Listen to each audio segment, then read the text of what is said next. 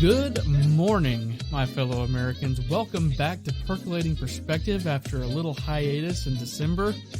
You are listening to Season 2, Episode number 1 of Percolating Perspective, and we have some amazing things to go over today. Brand new format. You're going to love it. You don't want to miss it. We have so much to cover today. Again, introducing some new changes, discussing some new topics. Let's get into this thing.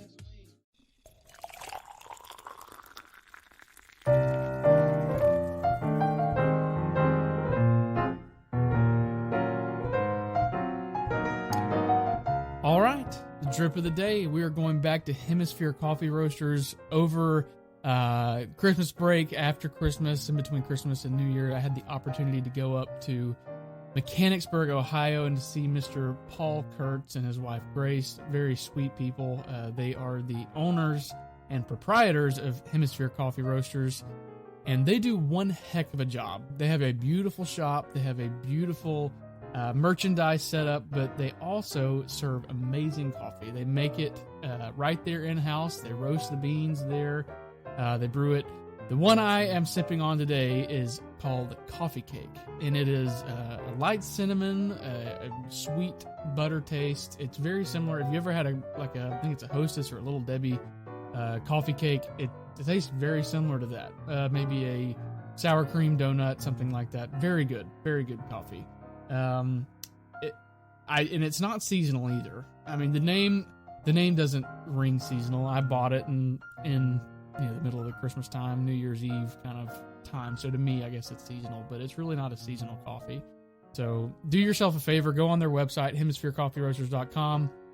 Hopefully we will be able to rope them into being a sponsor here in the next couple of weeks. We did chat about that a little bit, so listen out for that coming up soon.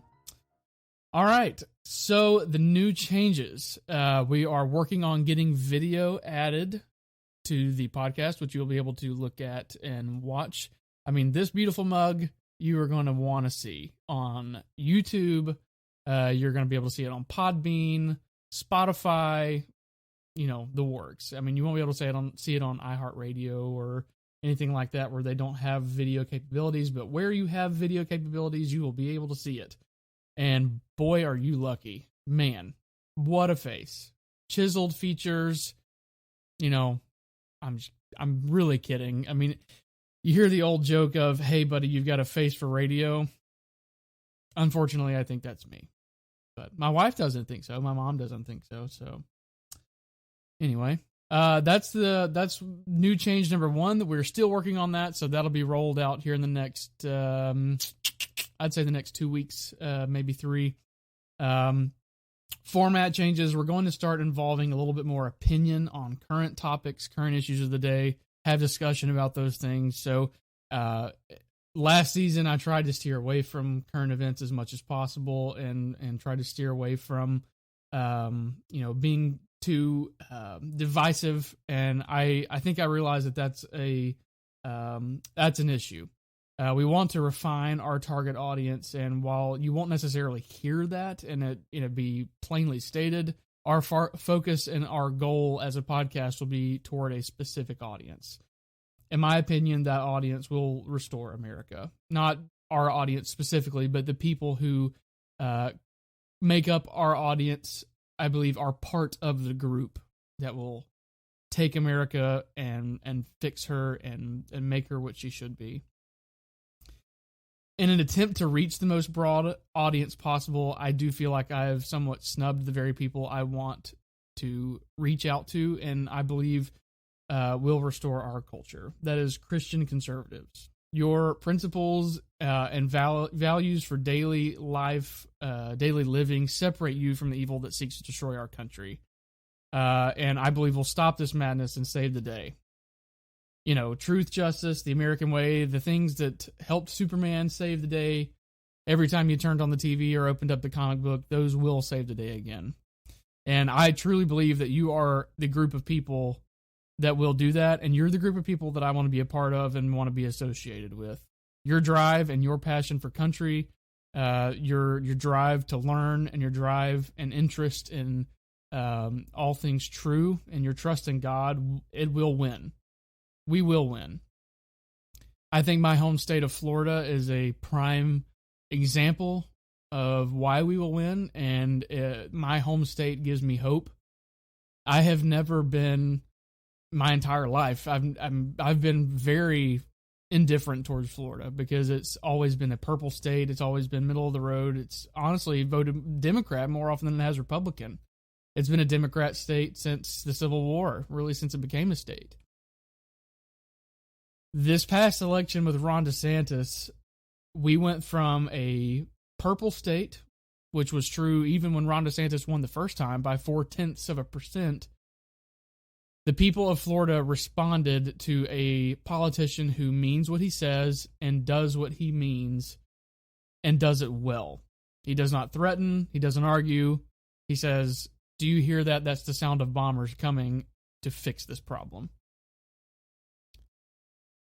Florida is a beacon of hope to me because the people here recognize truth and they recognize somebody who is trying to do the right thing. And I think that's not just Floridians. I think that's all Americans. All of America is moving to Florida. I think America is a great cross-section to look at of what America thinks, what America feels.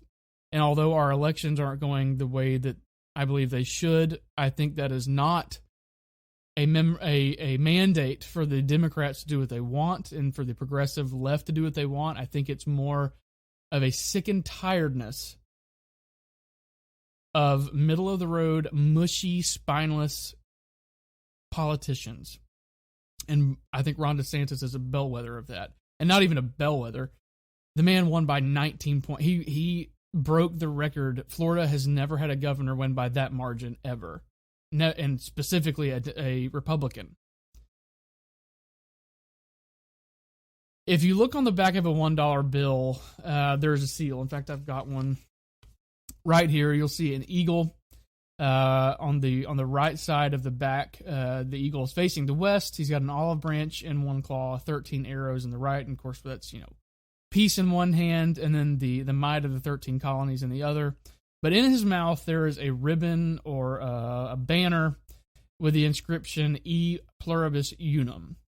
That is Latin, and unless you took Latin in high school or just know this off the top of your head, you probably don't know what "E Pluribus Unum" means, or even you might not have even noticed that that's even been there before. It's on several other pieces of currency that we have too, including, I think, the penny. What does "E Pluribus Unum" mean? It means out of many, one. Well, why does that matter? Well, today you are being told by politicians, media, neighbors, religious organizations, churches, many pastors across the country that one man will never make a difference. That one man can't change anything. That you should not you should not think that one man will change things. Is that true? I mean, I certainly have believed it for a long time and probably said that many times before. In fact, I know I have. But does "E Pluribus Unum" or out of many, one of our nation's mottos, mean that we only make a difference as a collective? If you look back in the book of Genesis, God gave man one job. That job, he created man in the garden. He tells man, Adam in this case, that his job is to tend the garden. He is to tend to and maintain God's creation. Did God believe that one man could make a difference? Well, in the very beginning, he only made one man and a help that was meet for him. I'd say yes. He thought a man could make a difference. He put one man in the garden with his wife, and that man made a difference. In fact, all of humanity came about by that one man. Then, several years later, God came to a man named Abraham, also in the book of Genesis. And much like Adam, he was just like you and me. He was disobedient to God at times. He lied at times. He lacked faith a lot of times. In fact, at one point, whenever he was old and Sarah, his wife, was old, God told him that she was going to have a baby, and he literally laughed in God's face and fell on the ground and laughed right in God's face. And God did it anyway. But Abraham also had enormous faith in God, and even went to the point of being willing to sacrifice his only son because God told him to, with no explanation or reason. Did that one man make a difference? You might say so. He changed the world. In fact, God made a nation out of him, whom the entire world is now blessed. Out of his lineage came Jesus Christ. Did George Washington make a difference? Without him, surely we would have lost the Revolutionary War, and he is still making a difference, not only in politics and in government with his precedents, but he's making a difference in my own life and how I conduct myself, how I train my thoughts. I'll admit to you and be transparent with you and be forthright with you as we are friends. It is difficult to read your Bible every day, and it's difficult to pray every day, and it's difficult to wrap your head around the fact that you were talking to the same God that talked to Moses and talked to David and talked to, the 12 apostles. It's hard to wrap your head around that when you spend time in prayer and to get the reverence, get the perspective of reverence that you should have. It's difficult. But if you read George Washington, I read George Washington's, he's got a prayer journal that he kept, and you can Google that, and you can find a good bit of prayers that he wrote. And I think that's important, to write your prayers. It's not, prayer is not just a verbal thing. You can pray in your head. I think it's important to write your prayers out too. And this is another topic for another day, but it'll help future generations understand that there were Christians that came before them. But again, that's another topic for another day. George Washington made a difference in his own time, but he's making a difference right now in my life, and I'm sure many, many others. Did Thomas Jefferson make a difference? Did James Madison make a difference? Benjamin Franklin, Abraham Lincoln, Winston Churchill, Martin Luther King Jr., Ronald Reagan, Rush Limbaugh. I've got a new book. I actually got it for Christmas, and I've read some of it. I haven't got through all of it yet. It's a pretty lengthy book, but it was compiled by his wife, who was, by the way, a direct descendant of John Adams. I believe her name is Catherine. Did Rush Limbaugh make a difference? Rush Limbaugh defined a generation. He is the reason the conservative movement still exists. Ron DeSantis, one man making a difference. If we want to have that argument about one man making a difference, that man has taken Florida and shaped it into, if you drive through any part of Florida, undoubtedly you'll see multiple signs that say, proud to be a part of the free state of Florida. And that's exactly what we are, and I am proud of it. For the first time in my life, I'm proud of Florida, and it's because of the change that Ron DeSantis has made in our state government. The answer to this question is, did all these men make a difference? Did all these single one-man individuals by themselves make a difference? The answer is a resounding yes. So, what is my point here? Out of many, one. E pluribus unum. Out of many, what? What is that? What does out of many mean? Out of many is individuals. I remember, I guess it was around 2010. I would have been 16 years old in 2010. I think that's right. 16? Yeah, I'd been 16 in 2010. My grandparents invited me to go to a Tea Party meeting in my hometown in Florida, in the Florida Panhandle. The Tea Party actually met, and it was an old hospital that had been retired and had been converted into the supervisor of elections office at one point, and then it became a community center and a senior center, and I'm actually not even sure what the place is now. I live 5 minutes down the road from it, and I'm not even sure what it is. But those meetings were full of all kinds of people, young kids such as myself, that were just there out of curiosity to see what was going on. We had, middle-aged adults, grandparents, fed-up retirees. There was blacks, whites, Asians, Methodists, Mormons, Baptists, Episcopalians. The list goes on and on and on. There was just a slew of people that just from all different walks of life from our little town that would go to those meetings in 2010. And out of that movement came Ted Cruz, Mike Lee, Marco Rubio, Jim Jordan, many, many other conservatives that have had a desire to serve the people directly and uphold the Constitution, the Bill of Rights, the Declaration of Independence. You know, the Tea Party movement was started, a lot of people don't know this or maybe remember this. I was kind of unusual as a kid. Whenever I would come home from school in 2008, so I would have been in 8th grade, I did not want to watch cartoons. I came home and flipped on Fox News back when Roger Ailes was running it, and it was actually the entire platform was, in lockstep. And there was one man on there that I wanted to watch, and that was Glenn Beck. And he was crazy, he was wild, but he was smart, and he had a chalkboard that he would, make his stories make sense to an 8th grader. At 8th grade, in 8th grade, I knew who George Soros was. I knew, what Agenda 21 was. I knew what all those things were because of Glenn Beck. Glenn Beck started the Tea Party movement. A lot of people don't remember this. He started the Tea Party movement in 2010 on the steps of the Lincoln Memorial as a response to Obama's insane fiscal policy, out-of-control spending, and really and truthfully, just outright disregard for the American working class. Obama held, at least it seemed this way, and I think this is true, he held a lot of animosity for the normal American.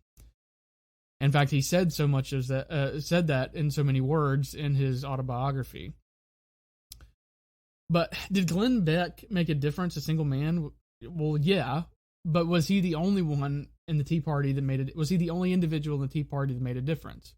No, he wasn't. In fact, he would tell you he is not the one that made the difference, and I would agree with him. He is not. He led the charge, but he, as the individual, did not make that change. He did not make the change that we saw. The Tea Party movement was a groundswell of individuals making a choice. If you could boil down and just put a Reader's Digest synopsis of what the Tea Party was, it was a group of individuals making a choice.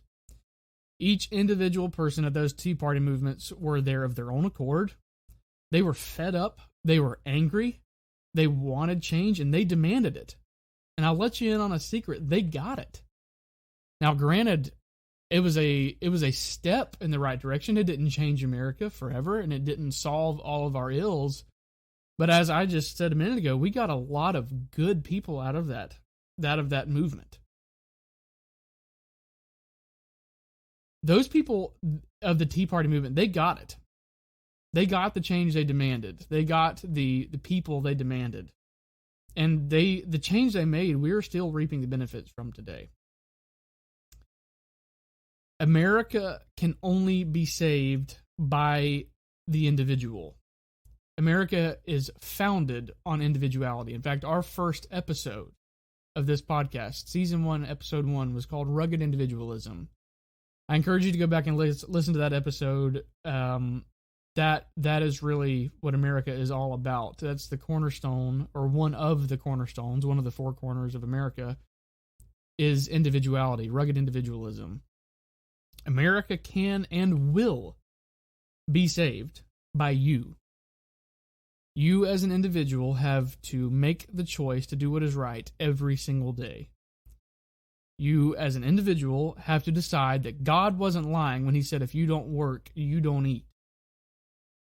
You as an individual have to decide that America is worth saving. America is worth your blood, sweat, and tears. America is worth you deciding to save her. Don't ever let anyone tell you that one man cannot make a difference. You have a uniqueness that our civilization cannot survive without. And what a shame it would be if we had greatness within us and sat back and watched the greatest country that has ever been fall into the hands of the devil. I don't talk about this a lot, at least on the podcast. In fact, I don't know that I have mentioned it on the podcast before, but in 2022, this past year, I ran for my local school board. And I don't say that braggingly, proof being I lost. But for months and months prior to me putting my name on the ballot, that verse in Genesis we just talked about a minute ago really began to bother me and get to me. At the end of my typical workday, I would come home, I would listen to the news of the day, and just be absolutely frustrated and annoyed and, truth be told, intimidated by what seemed to be incurable corruptness in Washington, D.C., and not just Washington, D.C., but, I mean, state, local, the school boards across the country seemed to be, pushing transgenderism and homosexuality down the throats of our kids in kindergarten. I felt angry, but I also felt a distinct sense of helplessness, because who am I to do anything about it? So I did nothing. But maybe, I would post stuff on Facebook about how stupid they are and, how ridiculous this all is. But that verse in Genesis bothered me because God gave Adam a responsibility to tend to, protect, and to work hard to benefit from his creation. Not to sit under a tree in the shade of the Garden of Eden, watch the plant life grow uncontrolled and the animals eat the plants unchecked, and then complain about it when it got out of control. I realize that the work that God gave Adam is still expected of us today. We see Hollywood, Washington, local politics, it's all going to hell in a handbasket. But Christians, conservatives, good men and women, I can't tell you how many times we've said, and I've heard it said, in Christian circles and Republican and conservative circles, we just can't find good men to run. And it's not that you can't find them. There's good men all over the place. They choose not to. And I understand. It's scary. And who would want to have your name dragged through the mud? Everything that you have ever done in your life, so it seems, will be brought to the surface, and you'll be humiliated and embarrassed. I realized after reading that verse in Genesis that our garden had become overgrown. I realized that our governments, plural, are out of control and growing unchecked. I realized that God expected me to stand up and make my voice heard and to do everything I could to make a difference. He expected Moses to do that. He expected Gideon to do that. He expected David to do that when he was met with Goliath. I fully believe he expected George Washington to do that. George Washington, all he wanted to do was go home back to Mount Vernon after the war was over and retire, farm, and die peacefully. But as he put it, his country needed him. And I believe God expected him to stand up for what was right. And he became the first president of the United States and led our country, and it's from its infancy into what it later became, which was I think the closest thing to true Christian liberty that we'll see this side of heaven. I believe that God expected Abraham Lincoln to stand up and make a difference. And Abraham from the Bible. And they did. They took what God expected them to do, and they did it. God expects you to also. I lost my election, and that was obviously God's will, and I accept that. I started this podcast 1 week to the day after my defeat because my calling, the same calling God gives all of us all the way back to Adam, to stand up and to make a difference, was not rescinded just because I lost my election. I, as we all do, have a job to do. We have a job to tend the garden. If good men do nothing, we are destined to be destroyed, and we absolutely deserve it. One of the greatest lies the devil has ever told us, and he continues to tell us, is that we are absolutely incapable of making a difference in this world by ourselves. Please never feel like just because you're alone, you can't make a difference. When the world tells you that there are 98,753 genders, or whatever they say now, politely say, no, there are two. And I will not budge from that. When the world tells you that human life is no more valuable than your dog's, politely say no. God loves you, and every life is precious to him. Life is his and his alone to give or take away. It's not even ours to take away. We didn't give ourselves our life. God gave us our life, and it's only God can take that away. America will survive. We have always been the exception, and that is because we have always been a nation of individuals. You might say out of many, one. All right, one last story, and I will leave you with it until next week. In 1948, a black boy, a descendant of slaves named Clarence, was born just outside of Savannah, Georgia, in a little town called Pinpoint. And Pinpoint it's still a small town. It was founded by free slaves at the end of the Civil War. And Clarence's father was a farmhand. His mother was a housewife. And neither of his parents spoke English. They spoke a Creole language native actually to South Carolina and Georgia called Gullah. And Clarence's father left he and his mother when Clarence was only 2 years old and left him and his mother behind, his mother Leola. Clarence, his mother Leola struggled and worked her hands to the absolute bone to provide for him. And eventually, unfortunately, their home burned to the ground, forcing Clarence and his brother Meyer to live with their grandparents in nearby Savannah. And for the first time, Clarence was introduced to indoor plumbing and 3 square meals a day. Eventually, Clarence would attend St. John Vianney's minor seminary, and Clarence left the seminary following the assassination attempt of Martin Luther King Jr. in 1968. He overheard a fellow student proclaim, "Good, I hope the son of a, died." Naturally, being a black boy from southern Georgia, he felt like he should probably move on. Looking for a place for more opportunity, he moved to Worcester, Massachusetts, attending College of the Holy Cross, where he founded the Black Student Union, which was an organization that that fought against unequal treatment of blacks before the law within the university. Clarence then began attending anti-war marches and watched firsthand the 1970 Harvard Square riots. Through all of this, Clarence felt uneducated still and self-conscious as he spoke Gullah as a child, and his English lacked clarity and polish. Clarence decided to then major in English literature to finally, as he put it, conquer the English language, again despite being born and raised in the United States by American citizens who were born and raised in the U.S. themselves. After graduating from College of the Holy Cross, Clarence moved to Yale School of Law, where he had graduated in 1978, in the middle of his class. Clarence struggled after that to get a job out of college.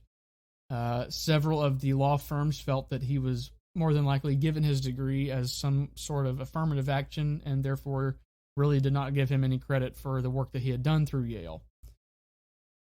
Clarence eventually went so far as to peel a 15-cent sticker off of a box of cheap cigars and stuck it on the frame of his law degree to remind himself of the mistake he made of going to Yale. In 1979, Clarence then moved to Washington, D.C., and worked for former Missouri Attorney General and his previous boss, John Danforth. He was well respected in Washington, D.C., even being nominated by President Ronald Reagan to be the Assistant Secretary for the Office of Civil Rights in the Department of Education in 1981. After spending several years later as a federal judge, the United States of America was blessed by God with one of the finest Supreme Court justices in our history. A once poverty-stricken, illiterate, starving black boy from Georgia, Clarence Thomas. Clarence Thomas, who had no reason to believe he could make a difference, would write a concurring opinion to overturn Roe v. Wade in 2022. Clarence made a difference.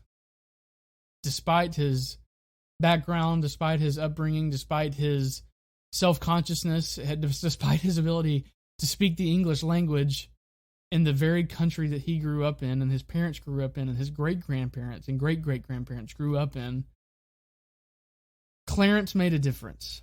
You can too. America, I love you. Until next week, God bless.